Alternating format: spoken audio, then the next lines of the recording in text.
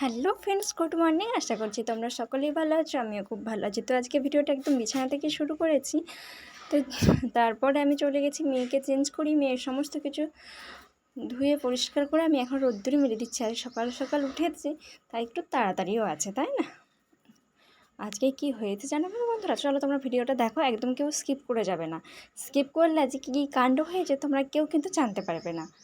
তো চলো, জানো তো বন্ধুরা, কালকের দিকে না প্রচণ্ড মেঘ ধরেছিল বিকেলের দিকে, তো বৃষ্টি হওয়ার সম্ভাবনা ছিল কিন্তু বৃষ্টি হয় না। তো আর কি করা যাবে বলো? চলো, আমার এগুলো মেলা হয়ে গেছে, চলো এরপর আমাকে খুব খিদে পেয়েছে, মুড়ি খেতে হবে, তাই না?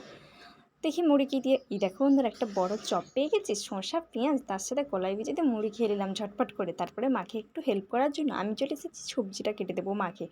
মা বলে আমার যদি সবজিটা কাটা হয় রান্নাও তাড়াতাড়ি হয়ে যায়, তাই আমি আর মেয়ে যদি ঘুমোয় তাহলে আমি আর কি করবো বলো তো বন্ধুরা? তাই মাকে একটু হেল্প করতে আমি চলে এসেছি।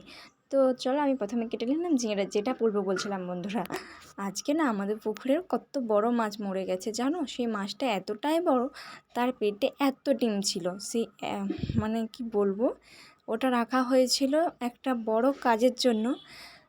অনেকগুলো মাছ আছে তো, ওটাও রাখা হয়েছিল, কিন্তু মারা গেছে, কি আর করা যাবে। তো মানে একদম মারা যায়নি, যাবে যাবে করছিল, সেই সময় ওকে তুলে নিয়ে ধরে নিয়েছি। তো চলো, সবজিটা কেটে ফেলেছি।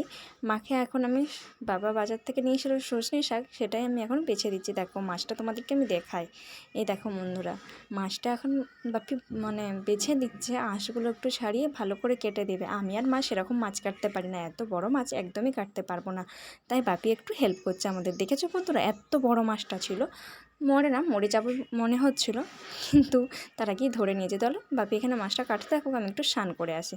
তো বলতে বলতে স্নান করেও চলে এসেছি, দিয়ে তারপর ক্যামেরাটা অন করেছি। চলো মাছটা কেটেছি বাপি, আমি তোমাদেরকে দেখাই। এই দেখো, এক থালা বলতে গেলেই চলে ডিম বেরিয়েছে। তো প্রচুর, এই ডিমটা টক ভাজা সমস্ত রকম করে খাওয়া যাবে, তাই না? তো মনটা একটু খারাপ হচ্ছিলো, যেহেতু অন্য কাজের জন্য রাখা হয়েছিল, এখন মাছটা মরে গেল তার জন্য।